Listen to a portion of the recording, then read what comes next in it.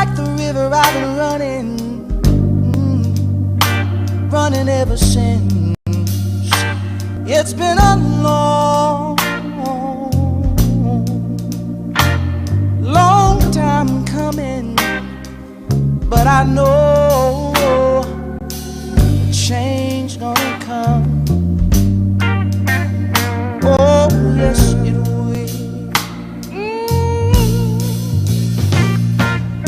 It's been too hard living,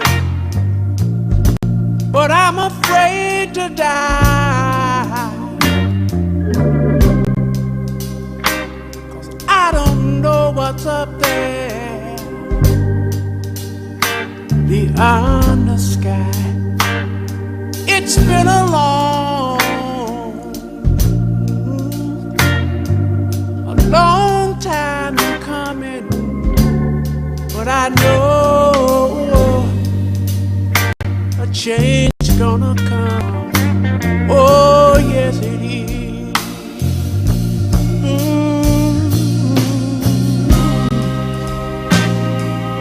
Then I go to my brother.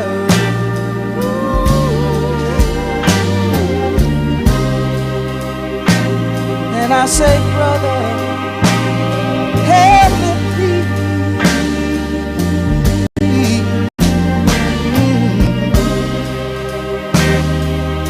But he wind up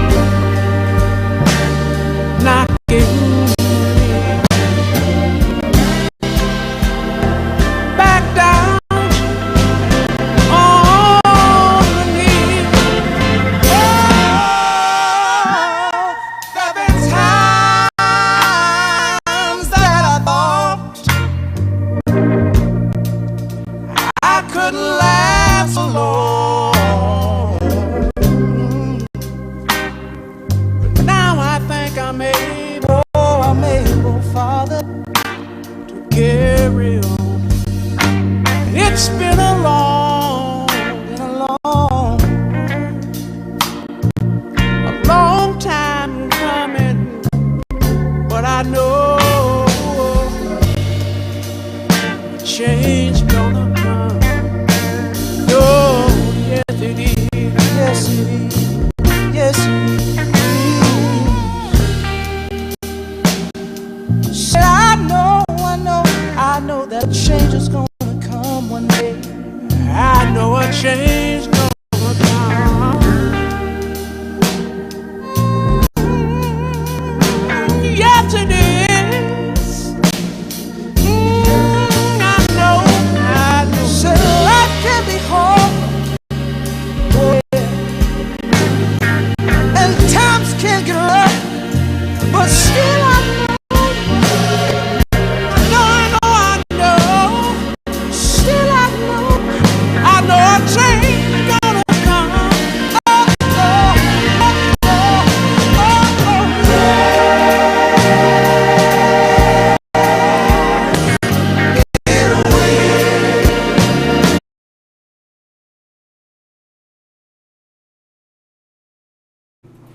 Hi, good evening Trinidad and Tobago, San Fernando West. We're here again for a second installment of our civic program geared towards bringing information towards the people within San Fernando West and also Trinidad and Tobago. Our community involvement virtual interactive conversation. And we all know why we are interacting in this format. We are all aware of the COVID-19 virus that has gripped our nation with 60 persons as of this morning, based upon the Ministry of Health's data and based upon the Ministry of Health's press conference of 60 persons testing positive with the COVID-19 virus and over 300 and something samples going in. So we are interacting with the people of San Fernando West, we're interacting with the people of Trinidad and Tobago by virtue of this media, this civic media. And last week was our very first civic meeting, which proved to be a resounding success. And I want to thank all of you, viewers, persons listening via different media, for logging on and paying close attention. On last week's program, we discussed the coronavirus itself, and we would have had persons such as Dr. Lakram Bodo, Dr. Stephen Ramrup, and also Councillor for Laramine West, for Leatherford West, Laramine, Rishi Balram Singh. All three of them would have discussed issues related to the coronavirus. And this evening, we would be having none other than renowned economist Dr. Valmiki Arjun to give us a very independent synopsis of some of the economic stimulus packages that the government is going to roll out within the next couple of days to assist citizens within our country. Now, I mean, you may recognize that I'm dressed in a polo t-shirt this evening, and there's a specific reason for that, because right after this program, I am actually going to take part and participate with my own fitness COVID-19 challenge. I mean, many of us who are fitness enthusiasts, of which I am, we have taken the responsible decision to quarantine ourselves based upon some of the directives put out there by the World Health Organization and the Ministry of Health in avoiding places where a lot of persons will generally congregate, which is really and truly one of those places being the gym. So in keeping with the social distancing advice and adhering to those principles, a lot of us have stayed away from the gym. But many persons have embarked upon physical fitness routines at home, and I have done that myself. And perusing the internet, perusing Facebook, perusing Instagram, we see a lot of these people doing these fitness challenges. And right after this program, I intend to do my own fitness challenge and challenge persons within Trinidad and Tobago to compete with respect to the activities that I'm going to outside. So that's the reason that I'm dressed down like this, right? So be on the lookout for that video. It will go out shortly. Be on the lookout for the names that would be called as well too. We'll really see how fit some of you are, fit Trinidad and Tobago during this COVID-19 situation. So during this pandemic, during this period, we in San Fernando West, we knew that we had to switch gears based upon the directives meted out by the administration, meted out by the World Health Organization, and in adhering completely to those directives, because we are a responsible group of persons, and we would encourage people to continue to be responsible, because adhering to those principles and doing our part as Trinbagonian citizens is the only way together we can defeat this virus. Let me repeat that. We all need to be responsible, and it is the only way we can defeat this virus together. It's not the government only. The government only cannot do it. We need to assist. We need to do our part, and that's why responsibly we have been doing our part. And we, in terms of doing our part in San Fernando West, my campaign team and myself, under the patronage of our leader, Ms. Kamla Prasad Bisesa, we would have begun 2 initiatives this week, actually 3, where we launched a COVID-19 hotline to disseminate information to members of the public related to some of the social grants that have been promised by the government. We launched a food hamper distribution program, which has been in full swing since yesterday. Yesterday, I would have delivered over 30 packages on a Marabella train line, and would have delivered some more food hampers during the course of today, and is going to continue tomorrow and on Friday. And we also launched the very first San Fernando West Food Bank. Now, all of these initiatives are geared towards bringing relief to persons within our community. But we're not going to refuse persons throughout as best as we can. We're going to try to serve as many people as we can. And all of these programs are geared towards our setup so that we adhere with the directives of the Ministry of Health as well too. So the food bank program, especially, what we are encouraging private Trinidad and Tobago to do is to visit our offices on McConney Street in Gulview in San Fernando. And in terms of adhering with the social distancing principles, persons would be encouraged to keep 6 feet apart, whilst we only take a maximum of 10 persons within the room to donate food items. Those food items would be sanitized accordingly and repackaged and dropped off to persons who are most vulnerable and most in need within our society. The food hampers have been contributed by corporate Trinidad and Tobago, and they consist of some of the essential items that could generally last a family maybe for around a month to 6 weeks time. So that is what we've been doing in San Fernando West. We've actually launched 2 videos which you see now coming up on your screen that would detail some more information on those initiatives.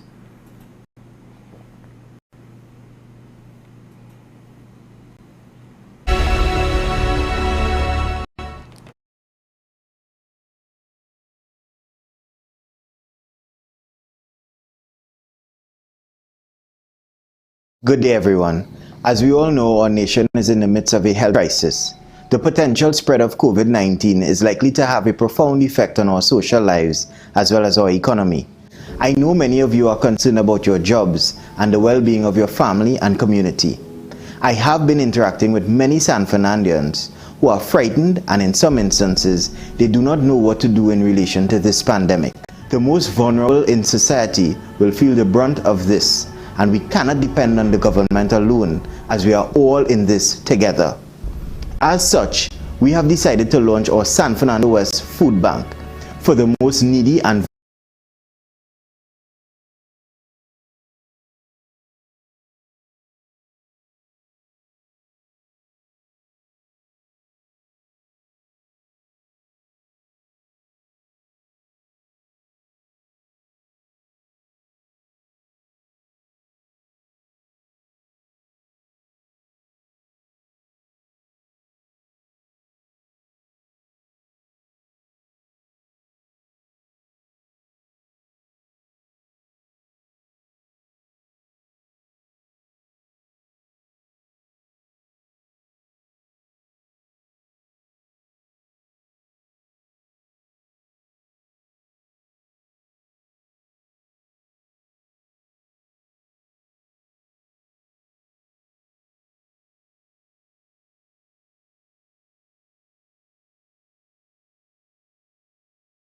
So that's the video that we launched on our Facebook this week detailing the food bank initiative. Now again, I would call on persons to send their comments in to Facebook, send their comments into Instagram, as we're going to have our guest, Dr. Valmiki Arjun, will be able to try to answer some of those questions related to the economic stimulus packages that the government intends to roll out. So without further ado, let's just get Dr. Arjun on here with us.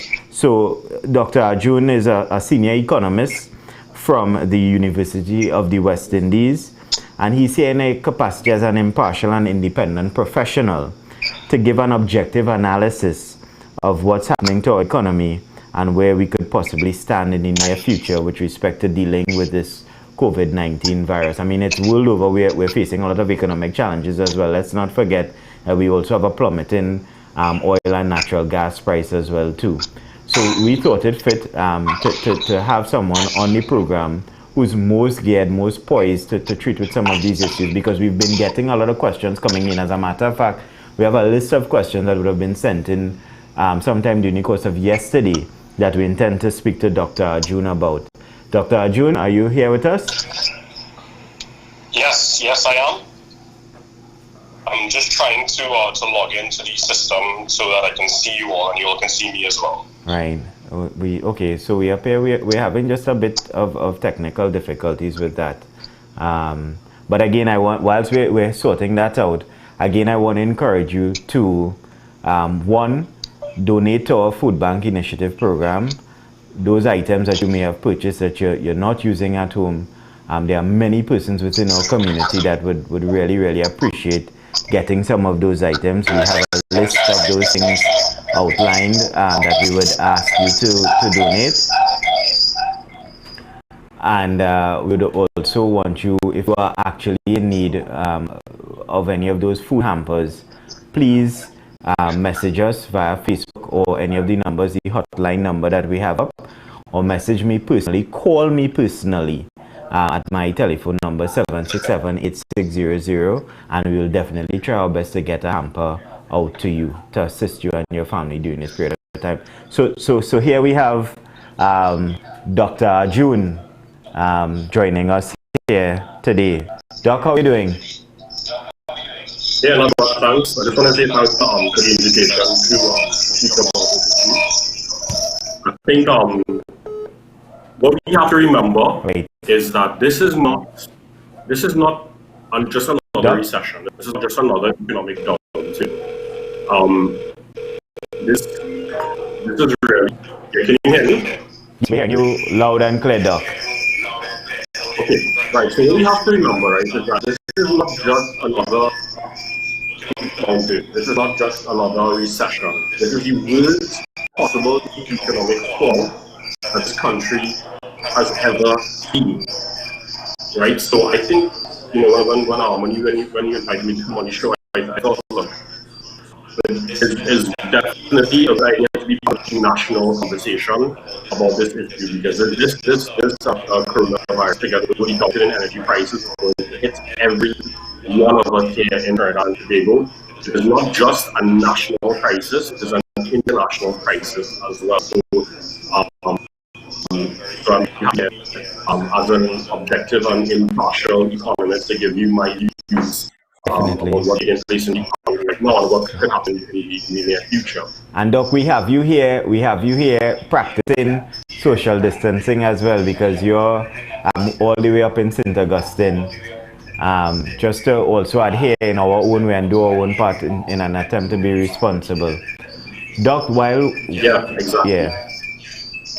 so we would definitely want to get to some of the issues that have been coming up, some of the questions that would have come into us via members of the public concerning these economic issues. And we're very glad that you're here joining us to shed some light on these issues, and you're correct. This is something that is going to affect us nationally, and in an effort to do the correct thing nationally, it's good to have someone of your skill set to assist us. We seem to have just a few more technical issues to work out, though, Doc. So before we get into the meat of the matter with you, we're just going to take a short break as well too, and run another video that we recently put up on Facebook this morning concerning some of the initiatives that we intend to launch in San Fernando West. So we'll be shortly back with the Doc, Dr. June, right after this particular message.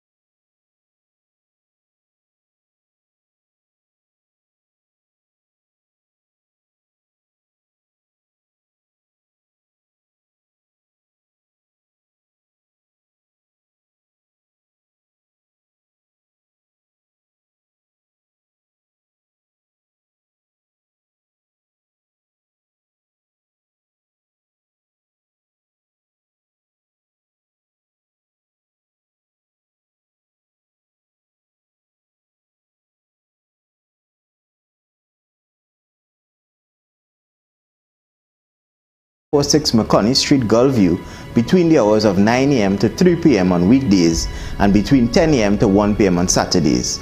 In this exercise, we will be strictly following the protocols established by the Ministry of Health regarding social distancing and hygienic practices. In order for us to beat this virus, we must all help each other. During this time, we must all strive to be our brother's keeper, for that is the only way we can overcome this hurdle and emerge stronger.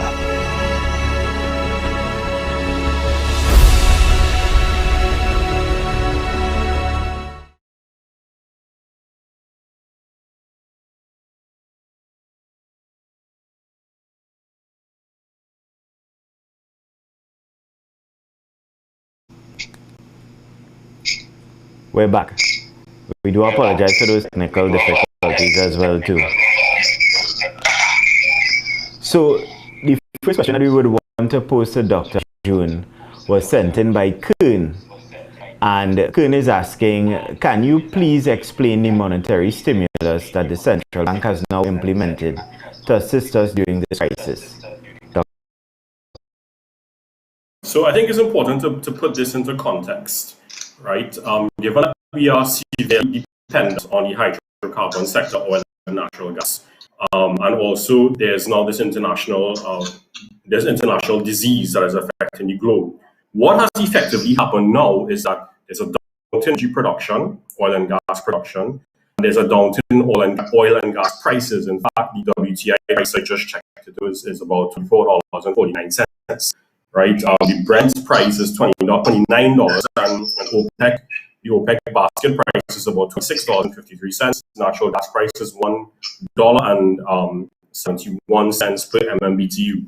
Now, these are the global prices that we have to work with right now. But on top of that, the coronavirus would have kicked in globally and damaged, most importantly, the international supply chain.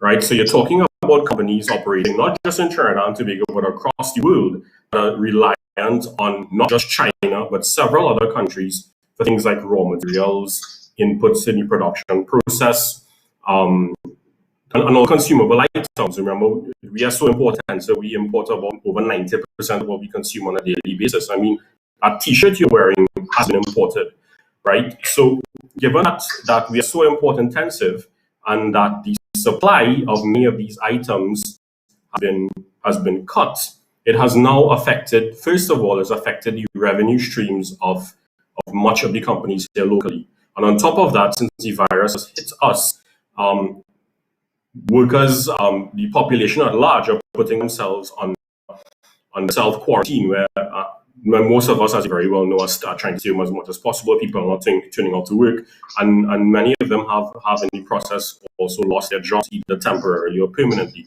So in an effort to combat the economic fallout because of the COVID virus and the economic fallout coming out of the drop in energy prices, the government has now instituted a fiscal stimulus package, and the central bank has instituted a monetary stimulus package. Now, the question is about the monetary stimulus. So what they've done is drop the repo rate from 5% to 3.5%.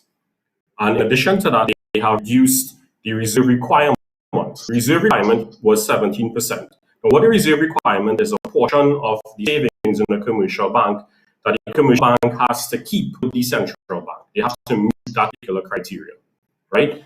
But in dropping the reserve requirement, it now means that the commercial banks, they don't have to keep as much savings previously would have with the central banks. So they have more money to lend, right? That is known as the excess reserves in the system. So before, they had excess reserves of about $4 billion. This is coming out of the demonetization exercise in December. They had before, as of January, February, they had about $4.6 billion of excess reserves, right? That's just money sitting in banks doing absolutely nothing. They're just collecting returns of interest of less than 1% a year. Now, after they drop the reserve requirement, it now means that the commercial banks have an additional $2.8 billion they could lend out. So that's a total of $7.4 billion. So now there's $7.4 billion in the commercial banks sitting doing nothing. So we could find a way now to transfer that money out of the commercial banks into the wider economy. And why not? Because that money could be used for more productive purposes. So that is the real gist of the monetary stimulus here. Freeing up additional funds in the commercial banking sector so that they can lend it to the government, to businesses, and to the citizens at large in order to stimulate spending and economic activity in the economy. Now, it's important to remember that the three of them are going to be competing for these funds. The Minister of Finance did indicate that they have no choice but to borrow, and rightly so. They're going to borrow. The business sector, especially the small and medium-sized, the micro, small, medium-sized companies, many of them may have no choice but to borrow now, and some of the population may choose to borrow now. They may choose to borrow now in terms of maybe refinancing a loan because now the loan has a lower interest rate, or they may have a real necessity to take out more money. Some of them could possibly be out of a job temporarily at the very least and may need extra funds. funds, so they might probably put up a piece of land or as collateral in order to take a loan. Yes. So that's the real gist of the monetary policy right now. Now, what the central bank, the commercial banks have done is drop the prime lending rates. So the prime lending rate, as the Minister of Finance would have indicated, is now 6% thereabouts, right? What the prime lending rate, however, is the best, the interest rate that you give to your best customers, okay? So most creditworthy customers, the least risky customers, that is what you would give them. So you would those individuals or companies are interest of 6% theoretically, right? So that means that others, and I have to say the commercial banks need to be applauded for this. They have cooperated, they have recognized that this is a time of serious crisis in our country, and they have dropped what usually tends to be what tends to be their biggest income earner. That's what gives these commercial banks their profit. They lend money out. Yeah. So now they have dropped this interest rate to 6%, but that 6% is really applicable to their best customers. That's what the prime lending rate is. So it could be possible that an individual will go there, or a smaller company might go for a loan, and after they may not pay 6%. They may pay a 7% or 8% because they could be viewed as a bit riskier, whether rightly so or not, than, let's example, a large company who might have more collateral, better income, better perspectives of income stream coming in, etc. Right? And the other thing to remember about loans in Trinidad and Tobago, and this is what the population also needs to remember, is that if you're thinking about going for a loan, you could get it at a lower interest rate now. However, that interest could very well increase next year or the year after, right? So whenever they, well, I wouldn't. Yeah, you could probably use the term floating, but I would say that's a variable interest rate, right? So, but again, depending on the nature of the loan that you're taking, you could very well, and the credit officer will offer you a loan that is a fixed percent. So you may pay 6% or 7%, whatever the case is, each year, and that's fixed. But could very well be offered a loan where you're paying 6% now, and next year, depending on market conditions, it could change to 7%, 7.5%, etc. Nevertheless, these loans are now at a far lower interest rate than what they would have ordinarily had to pay during normal conditions. So what I would want to do is urge the country that while rates are lower, what they ought to be cognizant of this particular time is decide whether you really need that loan. Is it really, do you need to take on additional debt at this particular point in time or not? Because right now, the total commercial bank debt, when I say commercial bank debt, the loans that commercial banks would have given in total in relation to our national GDP is about 45%. Right? That means 45. What is equivalent 45% of our national GDP is actually loans given out by the commercial banks. So that's pretty high, and that will go up. That will go up in the nature when many organizations and many individuals take advantage of these lower interest rates, right? So if you're taking advantage of these lower interest rates, what we need to consider, first of all, do we need it? Is the risk worth the return? Okay? And the other aspect that has not really been made clear at this point in time, but it should be made clear when individuals go to the bank to take advantage of this. Remember, the other flip side is what banks are offering, that you could have a moratorium on your loan, your loan payment for at least 1 month could be deferred, right? So it's not just a low interest rate. Those with existing loans at this point in time, they could be granted. They will be granted a 1 month moratorium where they don't have to pay the principal and the interest amount for the very least of taking that on, or they may choose not to take it on, right? So again, it's up to them to decide whether it is worth paying there, or they can afford to pay that loan installment within that particular month, or should they take advantage of having an additional month to play with?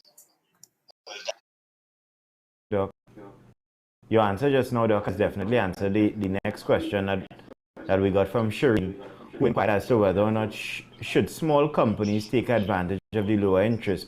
But what I want to find out, if it is an individual takes the loan now and it is set at interest rate, this lower interest rate of about 6%, you've just indicated that there may very well be an increase within the next year pursuant to market rates of about 1.5%.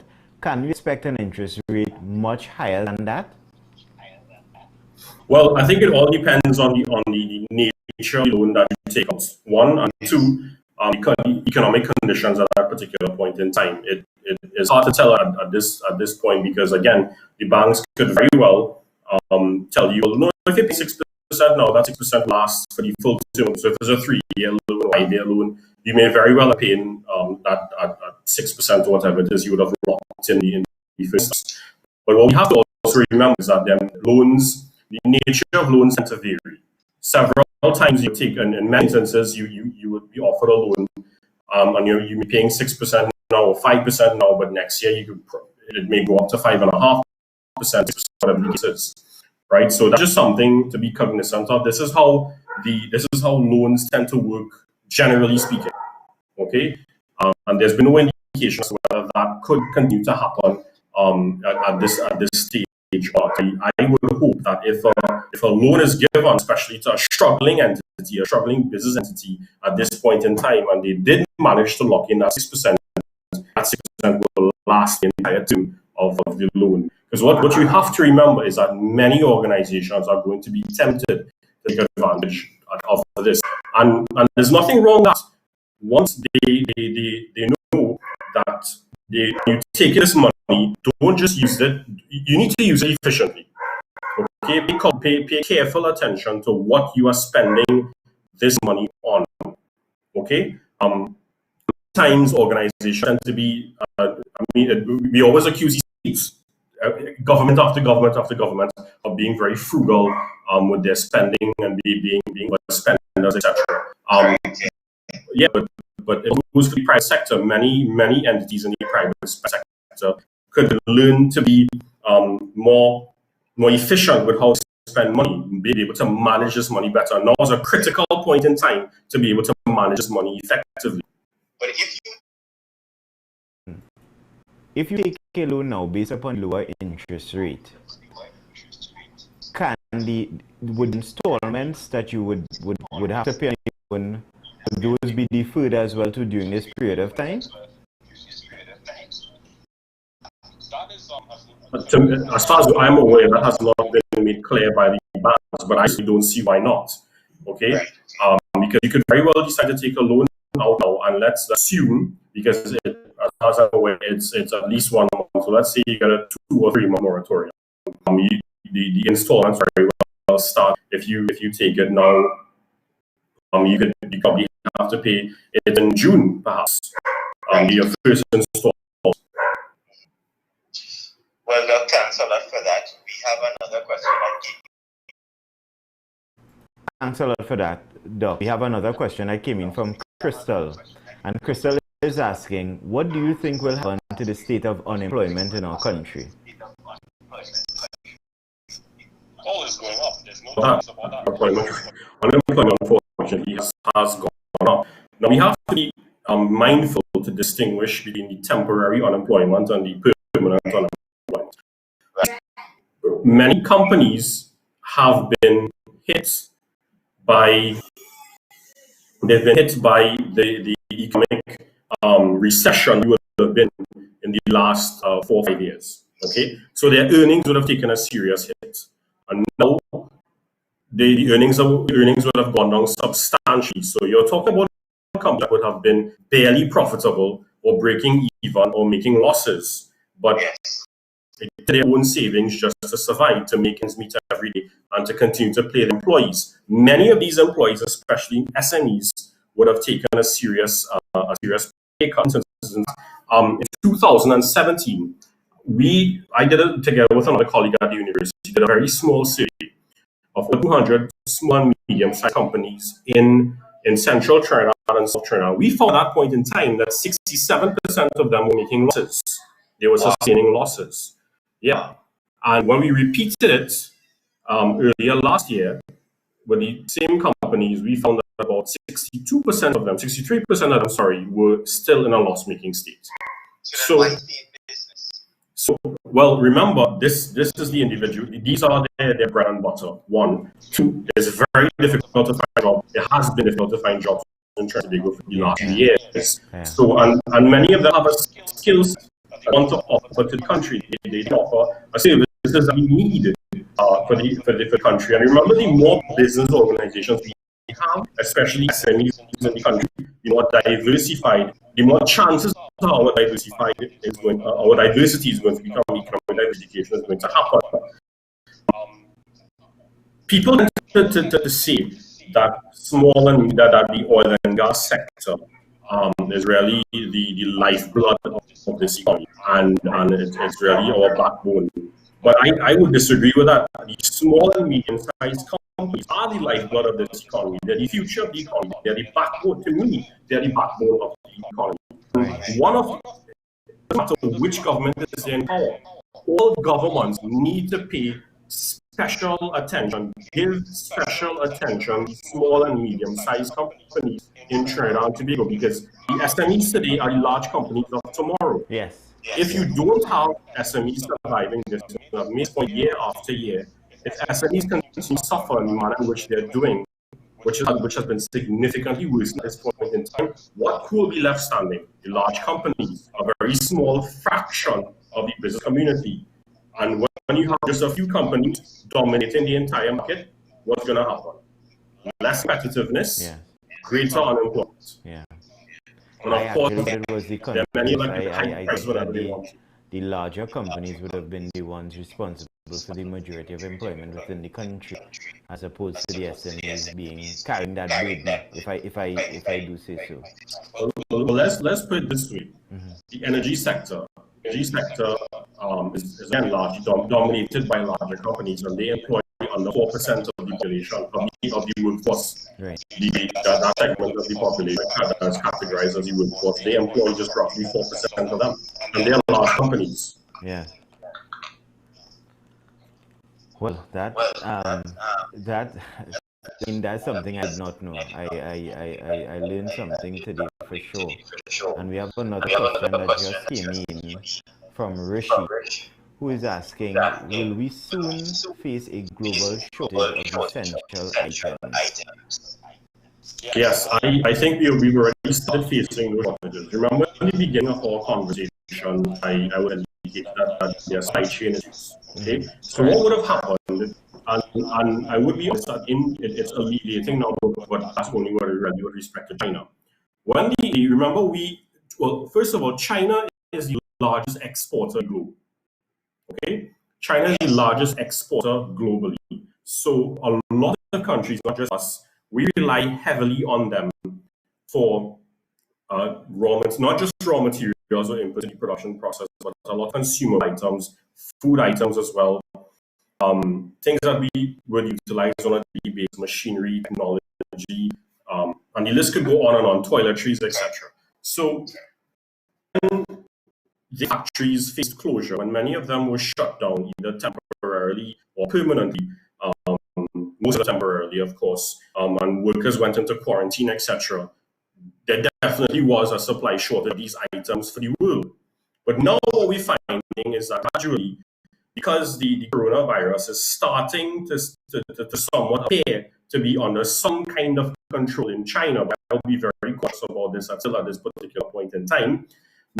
Now that that's happening, you may find that some of these supplies coming out of China could start to get better. They will not be where they were at the point of life. They would still start to marginally improve. However, that's just China. There's the rest of the world to consider. We import, the majority of our imports come from the United States. Right now, the United States the government of the US are trying to pass a bill that is going to offer a fiscal stimulus package of close to $2 trillion. $2 trillion in their economy. Now, the US is the largest economy in the world, so we can understand these figures. But it won't just stop there. there's the monetary aspect of it. When you combine the fiscal and monetary stimulus package that the US is offering to their country, is close to about $6 trillion that is going to be injected into the US economy. All because there has been a serious downturn in economic activity, in investment activity, in production, etc., in the United States over these last few weeks. Correct. Yes, definitely. Yeah.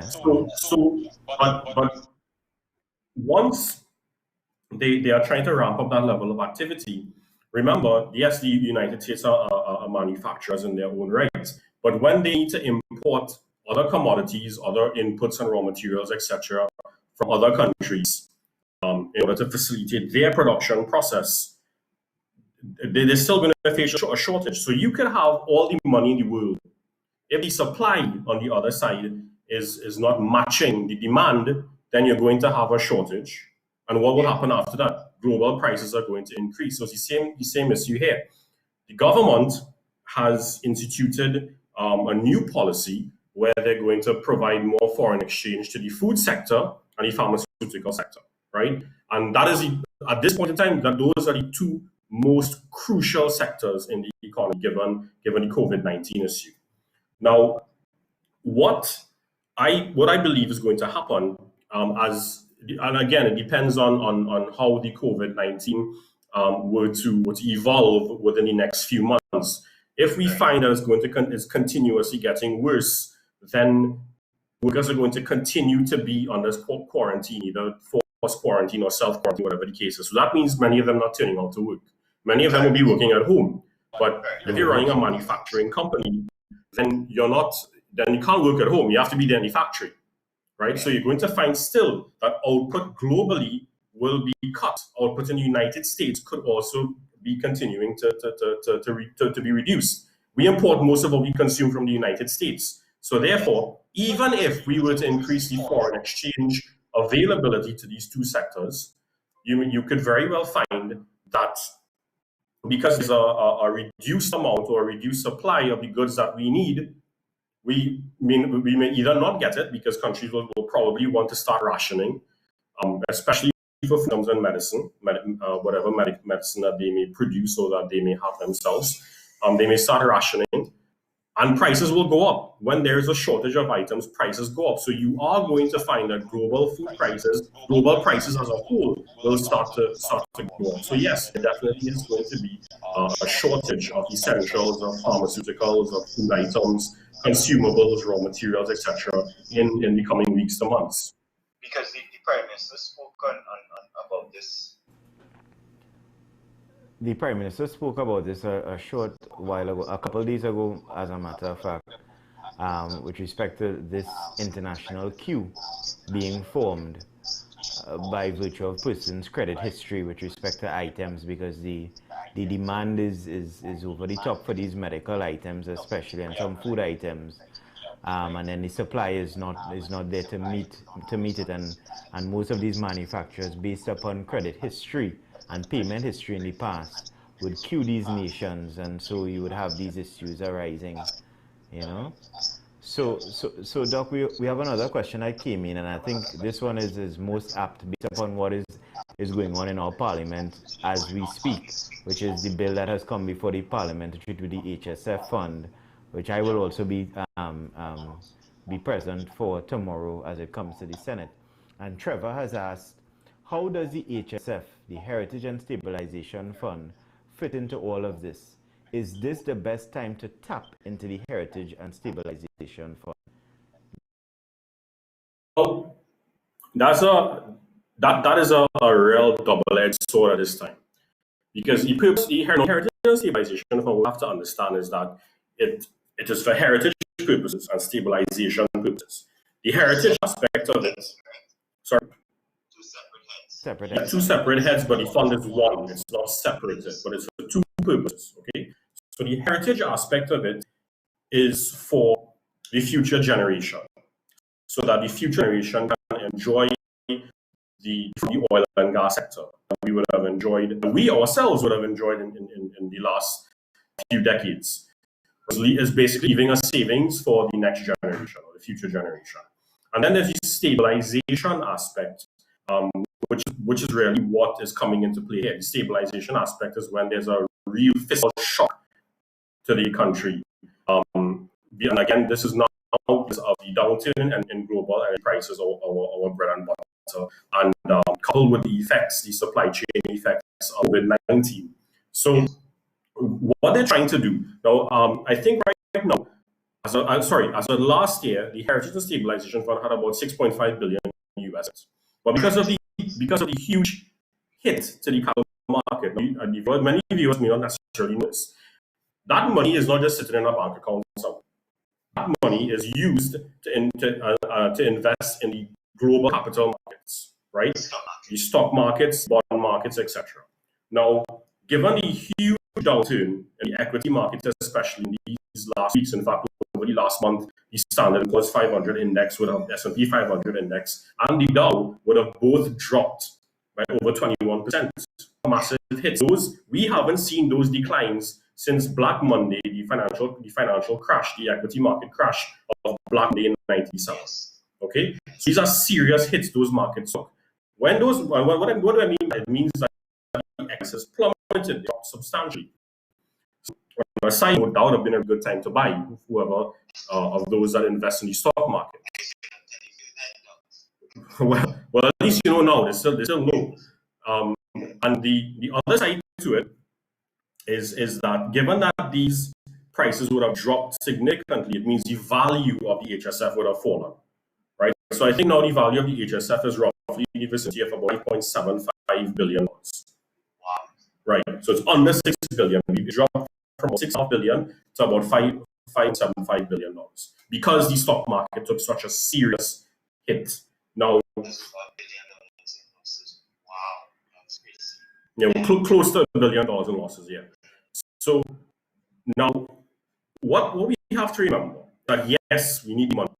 This is a point in time where you could say the country needs an injection of funds, but there are various ways in which we can inject that, in which we can get those funds. There's the capital market side, the HSF side, and then there's debt. Okay, so let's analyze the situation. The new legislation that they wish to pass today in Parliament, I'm not sure how far they've gotten, I wasn't following it earlier, but the new legislation speaks to being able to take $1.5 billion out of the Heritage Stabilization Fund when there's a natural disaster, when there's these, and when there's a down energy production and prices. Okay, now those are three parts. So right now we're hit with two things. We're hit with the downturn in production, and we're also hit, of course, with this global pandemic affecting us directly here in Trinidad and Tobago. So if the legislation is in fact passed, it does give them the ability to take out $1.5 billion. Now, what I think is more appropriate at this time now again, when we in Trinidad hear about debts, in fact, I must admit I'm one of them, right? You tend to show in faith because right now our debt to GDP ratio is 65.5%, right? That is a high amount. Right, you know, if we were using this debt to build productive capacity within the economy, I would say fine. You have countries like Singapore whose debt to GDP ratio is usually ranging about 100 thereabouts. Wow. Right, but you can see where the money is going. That is one of the most advanced economies in the world. We have a debt to GDP ratio that has been growing exponentially over the last 5 to 6 years or so. And what are we really seeing physically out there? Where is this money really being spent on? I mean, sometimes we borrow money to pay wages. In the past, when things were not as bad as they are now. So now they want to take $1.5 billion HSF. But on the capital market side, when prices are so low, when you want to raise $1.5 billion, you have to sell off more of those equities, more of those stocks to raise that $1.5 billion, as you compared to what you would have had to sell off during normal times. Okay, so that means that you're selling off. If you do in fact go to the HSF, you're selling off more equities from that portfolio. So you're getting rid of more stocks. Okay, to raise that $1.5 billion. What I think would be a better move right now is for them to to handle a bit more debt because the debt market right now globally is very cheap. What would have happened is that about 85 countries in total would have reduced, the central banks in 85 countries would have reduced their repo rate. So just as we reduced our repo rate to 3.5%, which has now made it cheaper for us cheaper to borrow in Trinidad and Tobago, 85 countries would have followed suit and reduced their repo rates as well. So it's cheaper to borrow from other countries. In fact, the Federal Reserve rate, which repo rate in the US, is about 0.25%. In Canada, it's 0.75%. In Switzerland, I think it is negative 0.1%. So it's actually negative. In Japan, it's also in the negative zone. So now that means that when you go to borrow in these countries, you're basically going to have to pay a very, very low interest cost. So it's much cheaper to borrow now. So Those interest costs would mirror the situation with our banks here. So if we borrow now from them at a very low interest rate, could we expect those interest rates to get higher based upon market conditions? Government were to borrow. The government is the most creditworthy entity in an economy, right? So because that's what they say. Whenever the government takes a loan, it's backed by the sovereign guarantee. So you are guaranteed to be repaid unless there's a real serious economic drought in the country. Like when you're looking at countries like Venezuela, where there's a real political crisis, that's to be a little concern. But countries like ours, and we could still say definitely so, get back loan sovereign guarantee that you will be repaid. So what's going to happen, or what could very well happen, is the government, they may should take out $1.5 billion from the HSF, but the rest of the money that they may need, I think he indicated that he expects a shortfall of revenues of $5 billion. I would put it at about $7 billion, right? So let's say if we were to go to average and say $6 billion, let's say $6 billion, right? So they will take $1.5 billion out of the HSF, and then the additional $4.5 billion, perhaps you could borrow it, okay? But remember, we have a debt GDP ratio of 65.5%. At this stage, what we should try to do when we're borrowing, because they are going to borrow, there's no two ways about that. When they're borrowing this money, try to ensure that the debt to GDP ratio remains within the vicinity of 68, 69%. Don't let it go to that 70% mark, right? For that to happen, remember, debt to GDP is a ratio. Debt as a numerator, GDP as a denominator. So you can reduce that debt to GDP ratio by increasing your GDP. Now, it's going to be very, very tricky to do that in this economic climate because of what's happening with oil and gas production and prices, and also the impacts of the COVID-19. Is going to be very, very difficult to do that, which emphasizes that when you are borrowing, not just now, but time after time, decade after decade after decade, debt should first and foremost be used to spend on building productive capacity in the economy, building productivity in the economy, creating productive jobs in the economy. That is what we ought to use our debt primarily for. There could be some leftover that you use to bail out others, like, for example, in certain situations, like where there are job losses, we could try to use some of that money to help the companies retain their employees, but we do so in a productive way. So, for example, one of the fiscal packages that the state is going to embark on is a salary relief grant for those who have temporarily or permanently lost their jobs. They're going to get about $1,500 for about 3 months. Okay. Now, what the UK has in fact done is the new Chancellor of the Exchequer, Minister of Finance, Rishi Sunak, what he has done is put a policy in place whereby for struggling companies, especially small companies, the government can step in and pay up to 80% of their wages. Right? So what I think could have been a different approach and may have worked better is that if the government would have been able to step in or at least decide how feasible it could be, because remember, we are still very much cash strapped. We don't have money. But decide how feasible it would have been to step in organizations and decide, okay, could we, if not 80%, maybe 60% or 70%, or at least 50% of these wages, could we try to supplement 50% of these wages while the employer pays the other 50%, maybe even 40%. So they do get a pay cut for a temporary period, but they are still important thing. They are allowed to keep their jobs. Because let's say there are those who have lost their jobs permanently. What are they going to do when the crisis is over? Right? What is the company going to do when the crisis is over? Because what I find is that a lot of companies tend to look to or laying off workers as a last resort. But some of them don't realize that when they lay off these workers, there's a point, there will come a point in time where you will need more workers. So when the only thing is what I've come to realize what I've come to realize from some feedback that we've been getting from persons within San Fernando, some of these businesses, I'm saying some, at least in terms of the feedback, persons have been, in fact, businesses have been shut, and although some members of the business community have indicated that they shut these businesses down, but they're still going to be paying wages.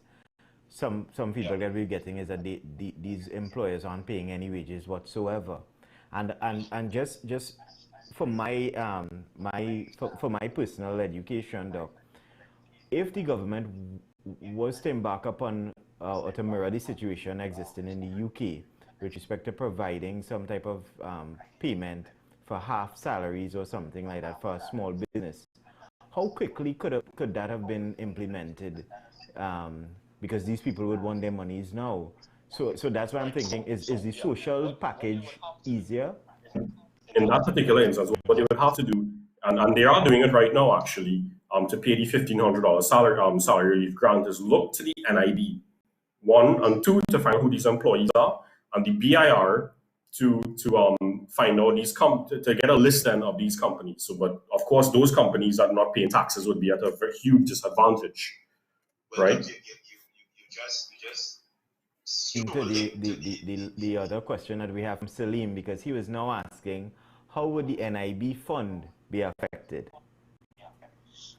Right. So let's look at the what we were talking about just now before we go to the specifics of the NIB fund. Okay. So if the government could have afforded to, and maybe going forward they might want to consider it, depending on how much money they could get their hands on. If they were to decide to go into these companies and at least for a 3-4 period supplement the payment of some of these wages, at least a portion of these wages, then, as I said earlier, the companies would definitely, the employees would definitely be able to keep their jobs. One, they're not going to be unemployed, because after this is over, you're going to find a portion of people having to find new jobs.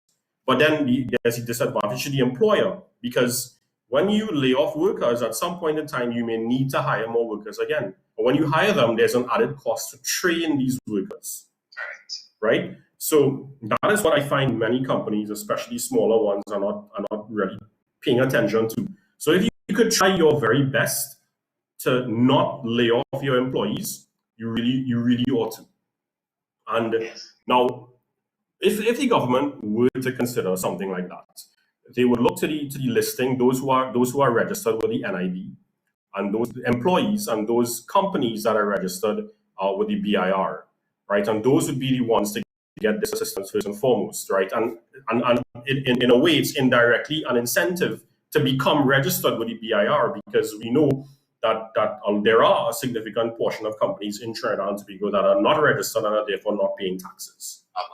Right. And that is not a good thing for any government, because governments, I would say that governments, they do make the majority of their money, their fiscal revenue each year after year, from tax revenue. Okay, so this is something that another indirect incentive, I would say, to try to for these companies register. Now, regarding the NIB, what could very well be happening is that when some of these workers are laid off, if they're 60 and over and they've made the correct amount of contributions to NIS contributions over the years, if they're 60 and over, they could start claiming from the NIB. They could start claiming NIS, right? Yes. Right now, the NIB fund is not doing well at all, and it's gotten in the last few years, and it's gotten even worse because of the down in the capital markets. Just like the HSF, that money is not sitting in a bank somewhere. That money is invested in the capital markets. So 80% of it is invested locally, 20% of it is invested in the global markets. And when you find that there's a downturn in the capital market, in the prices and especially in the equity market, as we were seeing lately, that part that's invested in the capital markets globally would definitely take a hit. In fact, there were reports last year and the year before where there's concerns that the NIB could go bankrupt about a decade or so, in 10 or 12 years. Yeah, so it is indeed a frightening situation. So what I think the NIB need to do at this point in time is revisit their investment strategy. Okay, try to find new investment techniques, investment avenues in which they would make money. So they would have spent about, I think, $1 billion 2018 in the NIF, National Investment Fund. Okay, which should price returns through dividend payments from the most blue chip companies within the country. But I think going forward, what they need to do is start revisiting their investment strategy, and that could very well help them go a long way in getting funds. But I do think as well,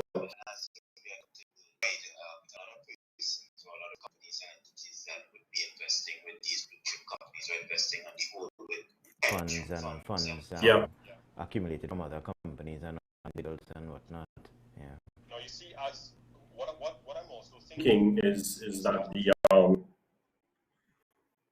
after the crisis is over, given the hit that the NIB would have taken, we could very well think that the contribution that the employers and employees have to pay could very well go up.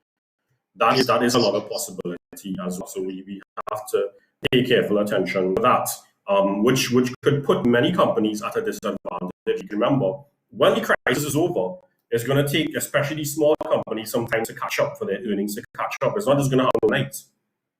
So in that interim period, even if the contributions don't go up, in that interim period, they may still not be able to make these contributions as they ordinarily would have liked to. Okay, and that is a situation. Even if as I reiterate, even if the required contributions do not increase, right now many of them are going to be finding it difficult, even if they're retaining their employees, to make these contributions. So it's another whammy to the NIB, because if you let go of these workers, or at least some of these workers, it means you're paying less NIB contributions because you have less workers. So it's another instance where the NIB would get hurt. If these workers are out for a job, they would not be paying NIB contributions at that point in time. Another way that the NIB would get hurt. Definitely, it feels as if we are really and truly within the eye of the perfect storm, because we are dealing with plague and pestilence. We're dealing with a downturn in economic prices in commodities that we heavily rely upon. Doc, because we're winding down now, any closing comment that you would want to leave our the Trinidad and Tobago viewers within San Fernando and on the whole with before you leave us? Yeah, well, I know that there will be a lot of people who would have lost their jobs. We just spoke about that, and you see, that's a very, very sensitive issue, right? Even if it's a temporary loss of job where you can go back to work after a few months, what would happen to many of them is that their sense of self-esteem, their self-worth, their self-confidence could take a real hit. Right? I mean, you see it happening when the economy is taking a hit, but it's not as bad as it is now. Okay? So what I just want to say to individuals is do not let this define you. Do not let this define your self-worth. Do not let this hurt you. Take this time as take this as a period of time then where you can improve your skill set. Right? There's a lot of online courses, a lot of free online courses as well that you could use to your advantage now to develop your skill set and become a more competitive employee. Even if you've lost your jobs now, still try to find another job. You may want to take, depending on your financial situation, on for a couple of days off, a couple of weeks off, etc. That's all well and good. Okay, but continue to actively look for these jobs online. Use your network if you have a really good network to try to find another job, or at least you promise of a job when some companies get back on their 2 feet. Start budgeting better. We always talk about the national budget, but we don't really consider the household budget. This is a point in time, especially for many people who either they may, especially those who may have lost their jobs or may be facing the prospect of losing their job, start budgeting. A good place I would advise to start is that make a list of what you consume on a weekly basis and start cutting items that are non-essentials. Okay, 60% of your income for the month you can spend. Try to save about 30-40% of that. And I would try to hit that 40% mark. Try to save it, because you don't know how worse the situation can get. It is so volatile. It is so unpredictable. Let's not take that chance. If you get an income tax refund, try not to spend it now if you could, if you don't need to, because it could be very well handy later on. And I think this is a time that shows the importance of more financial literacy in the country. We have a capital market locally. You don't only need to put your money in the bank. Now, don't get me wrong, I am applauding the banks for what they are now. I think it is an excellent initiative that they have taken to work together with the entire country, because we are all in this together at the end of the day. But what we also have to remember is that you have a stock market, you have a bond market. Right? There are treasury bonds. Treasury bonds are backed by the sovereign guarantee. They're backed by the promise of being paid. So if you have a $10,000 just lying bank doing nothing in a fixed deposit or whatever the case is, you can actually invest that same $10,000 in a treasury bond. Let's say a 5-year or 10-year treasury bond. If you go for a 5-year treasury bond, you'll be making an interest of about 3.5% per year. Okay, you're not going to get that, surely. All of these will help you to become not just more financially savvy, but at the end of the day, you would make your money work for you. And that is what I think we Trinidadians need to understand and acknowledge and appreciate at this particular point in time. So this is just some closing remarks I have here for the population watching. There's one other thing that I thought that the state could going forward. Well, another way to help these small and medium-sized companies look at the utility rates that they pay. Because if you're a small company or micro-sized company with just one room, you are paying commercial residential rates. Sorry, commercial utility rates. Whereas at this point, and that's obviously much higher than a residential rate. Why don't we try to look at the possibility of reducing these rates that these SMEs have to pay, at least at this point in time, to the residential rate and not the commercial rate? That's another way we can help them. So Doug, we definitely thank you very much for joining us this evening for this discussion on the economy and the stimulus packages that the government is rolling out to assist the citizenry during this tragic time, this time that we're going through dealing with coronavirus, COVID-19 hitting our shores here in Trinidad and Tobago. As you mentioned earlier on, we should not let this particular period leave persons who would have lost their jobs, but try our best to innovate, do some self-reflection so that it can assist us going forward. We are resilient people, and it is in times like these where we are tested, we can demonstrate our brilliance not only to our fellow man within Trinidad and Tobago, but to the world at large. So as we close off here this evening, I again thank you, Dr. Valmiki Arjun, Senior Economist Lecturer at the University of the West Indies, for giving us a very impartial and fair look at some of the stimulus packages that the government is bringing for the citizens in Trinidad and Tobago. Please join us next week as we have our third installment of Civic Community Involvement Virtual Interactive Conversation. This is a program that we have launched pursuant to the times that we are in to try to virtually touch persons within the community of San Fernando West, but wider Trinidad and Tobago, to disseminate good information, fair, biased, impartial information to the public. We again thank Dr. Valmiki Arjun for joining us, and for all the persons who would have logged on and would have sent their comments via Facebook, Instagram, and even on WhatsApp. We thank you very much, and we'll see you soon. Thank you. Our nation is in the midst of a health crisis. The potential spread of COVID-19 is likely to have a profound effect on our social lives as well as our economy. I know many of you are concerned about your jobs and well-being of your family and community. I have been interacting with many San Fernandians who are frightened, and in some instances, they do not know what to do in relation to this pandemic. The most vulnerable in society will feel the brunt of this, and we cannot depend on the government alone, as we are all in this together. As such, we decided to launch our San Fernando West Food Bank for the most needy and vulnerable in our constituency during this crisis. We are asking those who can afford to donate canned foods, personal hygiene supplies including soap, toothbrushes, feminine hygiene products, as well as other cleaning supplies. These products can be dropped off at number 746 McConney Street, Govview, between the hours of 9 a.m. to 3 p.m. on weekdays and between 10 a.m. to 1 p.m. on Saturdays. In this exercise, we will be strictly following the protocols established by the Ministry of Health regarding social distancing and hygienic practices. In order for us to beat this virus, we must all help each other. During this time, we must all strive to be our brother's keeper, for that is the only way we can overcome this hurdle and emerge stronger.